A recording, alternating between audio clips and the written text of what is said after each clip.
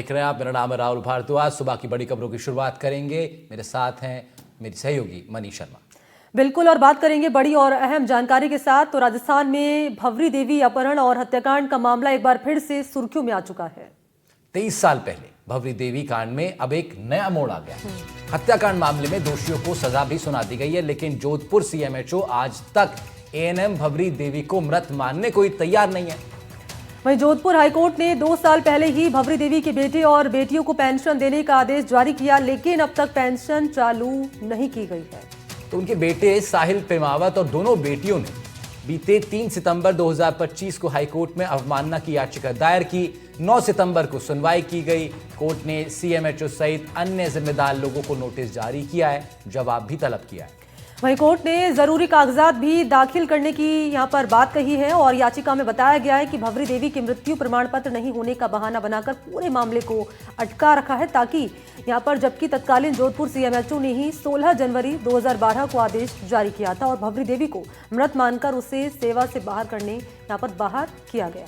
चिकित्सा विभाग ने 28 फरवरी 2012 में अनुकंपा के तहत नौकरी के लिए भवरी देवी के बेटे साहिल 2022 में माफ कीजिएगा नियुक्ति दे दी थी, लेकिन उनके बेटे उसके बाद भी जोधपुर सीएमएचओ भवरी देवी को मृत मानने को तैयार नहीं है। तो मामला बड़ा कॉम्प्लिकेटेड सा ये हो गया है। कुछ ग्राफिक्स के जरिए भी हम आपको दिखा रहे हैं कि 14 साल पहले उनकी मृत्यु हुई और अब तक जो है जो लाभ मिलना चाहिए पेंशन का परिवार को, बच्चों को, वो नहीं मिल पा रहा है।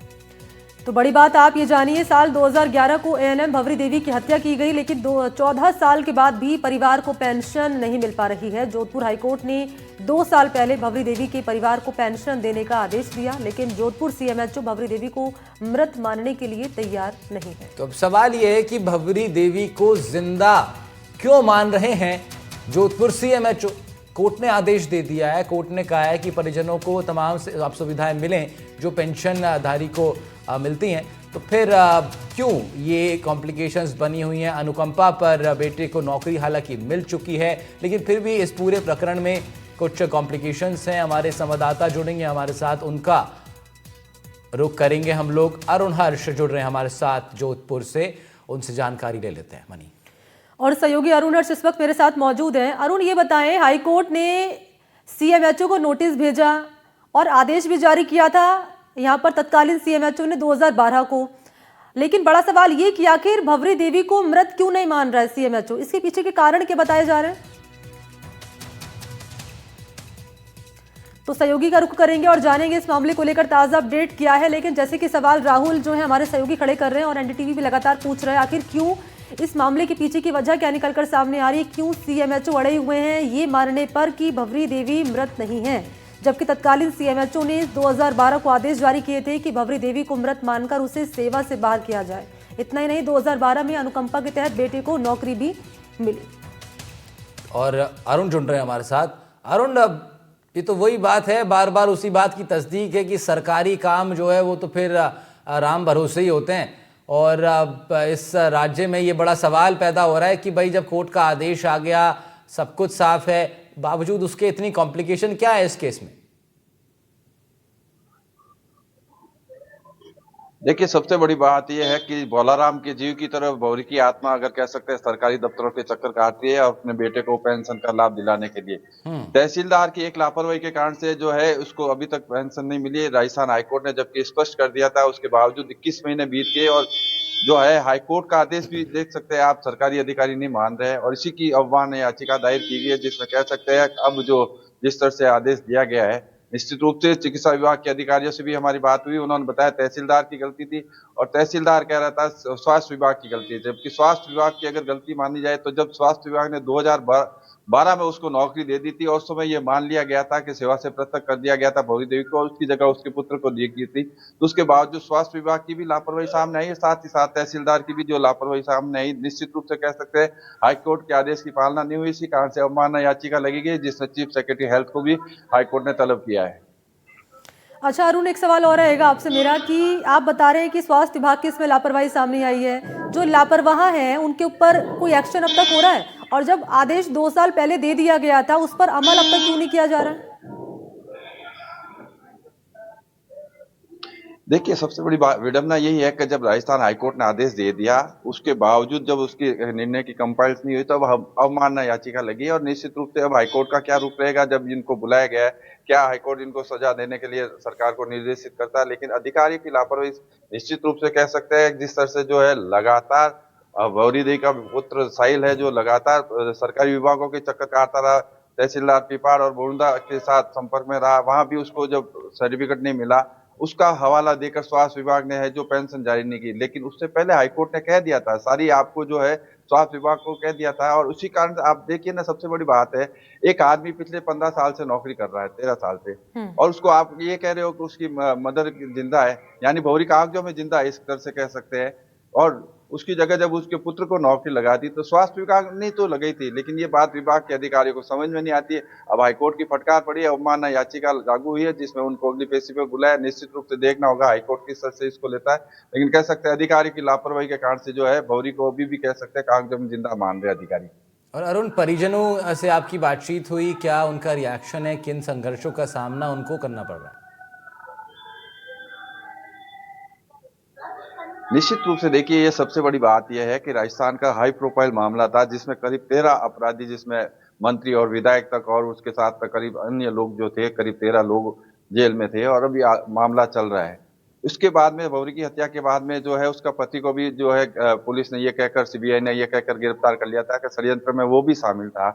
तो निश्चित रूप से उनके बच्चों के सामने उनकी जिंदगी की पैरवी करना मुश्किल हो गया था, परिवार चलाना मुश्किल हो गया था। तब क्या आप भौरी के सभी बेटे ने जो है दर्शकों को एक बार, ली थी, और कोर्ट क्या आप के एक शरण बार के सभी को ब्रीफ करेंगे कि ये पूरा प्रकरण था क्या, क्या हुआ था, मामला क्या था?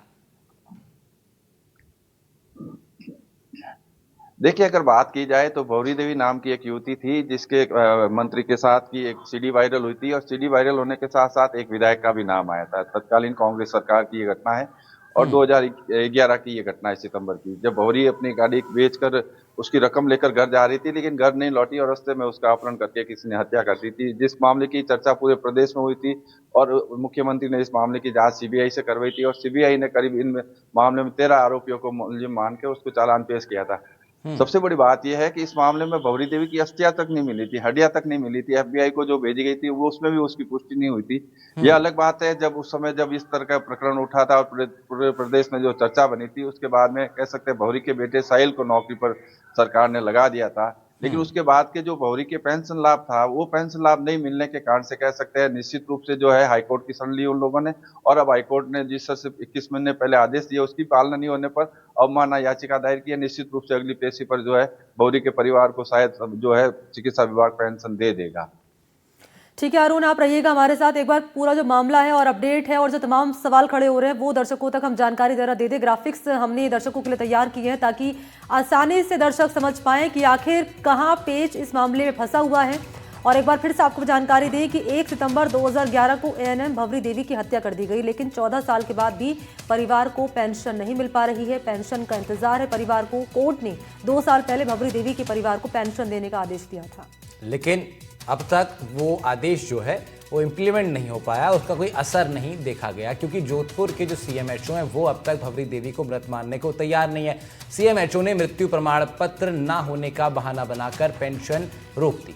अब हाईकोर्ट ने, जोधपुर कोर्ट ने सीएमएचओ को नोटिस तो भेजा है, लेकिन उसके बाद मनी कुछ खास प्रोग्रेस अब तक इस केस में दिखाई नहीं दिया है। और इसलिए सवाल लगातार खड़े हो रहे हैं कि आखिर क्यों मानने के लिए सीएमएचओ तैयार नहीं है कि भवरी देवी मृत है। तत्कालीन सीएमएचओ ने 2012 को आदेश जारी किए थे भवरी देवी को मृत मानकर उसे सेवा से बाहर किया जाए। और क्योंकि मनी ये मामला बहुत हाई प्रोफाइल भी था, जिस तरह अरुण बता रहे थे, काफ़ी कॉम्प्लिकेशन उस समय रही, एक बड़ा मामला चर्चा में रहा। ऐसे में अब ये मामला हाईलाइट में इसलिए भी है, एक लंबा समय बीत गया है, कोर्ट का आदेश और प्रशासन मानने को तैयार नहीं है। कॉम्प्लिकेशन ज़रा गहराई से समझते हैं। हमारी सीनियर एडिटर हर्षा कुमारी सिंह जुड़ रही हैं हमारे साथ राजधानी जयपुर से, उनका रुख कर लेते हैं। हर्षा, ये मामला बहुत पेचीदा दिखाई दे रहा है, और ऐसा लगा मुझे तो कि बीते दिनों कुछ मूवीज़ हमने देखी। पंकज त्रिपाठी की अभी हाल ही में एक मूवी आई थी, वो भी आधार कार्ड और तमाम डॉक्यूमेंट्स के ऊपर मूवी आधारित थी। ऐसी बहुत सारी मूवीज़ हुई हैं, और ये एक जीता जागता उदाहरण जो आज 2025 में एक फिल्म की तरह हमारे सामने है।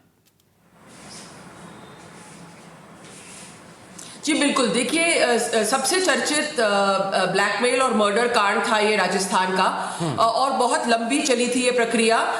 उसमें सीबीआई ने फाइनली ये डिक्लेयर कर दिया था कि जो भवरी देवी है नर्स, उसका मर्डर कर दिया गया था। पहले उसका अपहरण हुआ था और फिर उसका मर्डर हुआ था, और उसके जो बॉडी के उसको जलाकर उसकी बॉडी को एक नहर में फेंक दिया गया था। और वहां पर जब सीबीआई ने सर्च ऑपरेशन किया था, और उस टाइम मैं भी मौजूद थी उस टाइम सर्च ऑपरेशन के दौरान, तो वहां पर अलग अलग चीजें ऐसी आई थी जिसको सीबीआई ने फिर टच डीएनए के लिए भेजा था। वहां पर एक बैट मिला था जो जिससे हत्या करने की कोशिश की थी, और एविडेंस को डिस्ट्रॉय करने के लिए उन्होंने पूरी तरह से बॉडी को ब्रेक कर दिया था। तो इसमें फिर सीबीआई ने closure of course chargesheet file की थी, और जो इसमें कांग्रेस के पॉलिटिशियंस थे, बहुत चर्चित पॉलिटिशियंस थे, जिनमें से एक तो गहलोत सरकार के मंत्रिमंडल के सदस्य भी थे, उनको सबको सजा हुई थी। लेकिन विडंबना ये है कि आप देखिए कि किस तरह से सिस्टम चलता है कि ये सब करने के बावजूद जो सीएमएचओ है वो कह रहे हैं कि आप हमारे लिए डेथ सर्टिफिकेट लेके आइए। अब जो परिवार है उनकी फरियाद ये है, उन्होंने कहा है कि जो भवरी देवी का सर्विस रिकॉर्ड बुक है वो इन्वेस्टिगेशन के दौरान सीबीआई ले चुकी है उनके घर से। उनके पास उन्होंने कहा है कि हमने कोर्ट की गुहार लगाई है, कोर्ट ने आदेश भी दे दिए हैं। उन्होंने ये भी एविडेंस पेश किया है कि हमको अनुकंपा पे नौकरी मिली है। अगर कोई मृत नहीं होता तो उसको अनुकंपा पे नौकरी कैसे मिल सकती थी? तो अनुकंपा पे नौकरी मिली है। सारे साक्ष्य जो है सीबीआई के पास है। इस केस में चार्जशीट है, इस केस में सजा हो चुकी है। कोर्ट ने माना है कि भवरी देवी का अपहरण करके मर्डर हुआ था, लेकिन उसके बावजूद जो उनके बच्चे हैं उनको कुछ नहीं मिला है। और दूसरी इस केस का एक बहुत ही दर्दनाक मानवीय पहलू ये है कि भवरी देवी का जो हस्बैंड था अमरचंद, वो भी इस केस में कॉन्स्पिरेसी में शामिल था। उन्होंने, कोर्ट ने ये भी माना और सीबीआई ने इन्वेस्टिगेशन किया था कि इस केस में अमरचंद ने भी इस षड्यंत्र में हिस्सा लिया था। उसने भी भवरी देवी का मर्डर में हेल्प किया था, और इसलिए वो भी अभी जेल में है। तो क्योंकि वो जेल में है तो सब कुछ इन 3 बच्चों पे है। उस टाइम वो नाबालिग थे और सब कुछ इन 3 बच्चों पे आधारित है। इसलिए कोर्ट ने इन्होंने अब गुहार लगाई है और उन्होंने कहा है कि आप, कोर्ट को कहा है कि आप दोबारा कहिए हेल्थ डिपार्टमेंट को कि हमारी पेंशन वो शुरू करें। जी अच्छा, आपने बताया कि जब वो केस जिस वक्त बिल्कुल हाईलाइटेड था, उस वक्त खुद आप ग्राउंड पर रहीं और आपने बहुत डिटेल के साथ ये केस कवर किया।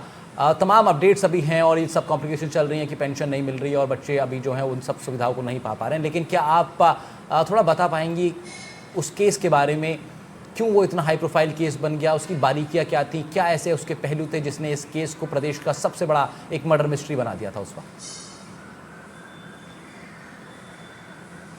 जी बिल्कुल, देखिए सबसे पहले जो चर्चा में आया था वो ये आया था कि कुछ सीडीज सर्कुलेशन में है जिसमें कोई कांग्रेस पॉलिटिशियन आपत्तिजनक स्थिति में दिख रहे हैं एक नर्स के साथ। ये सीडीज काफी चलती रही, सर्कुलेशन में थी, और उसके बाद में जो है ये जो नर्स थी इस सीडी में, जिसका एक किरदार था इस सीडी में, वो गायब हो जाती है।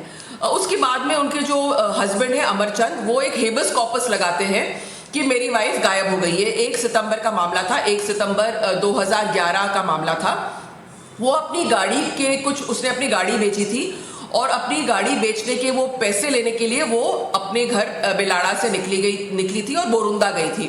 वहां उसके बाद में उसका कोई पता नहीं चला। फिर ये सीडीज वापस सामने आए और उसको लेकर बहुत हल्ला मचा।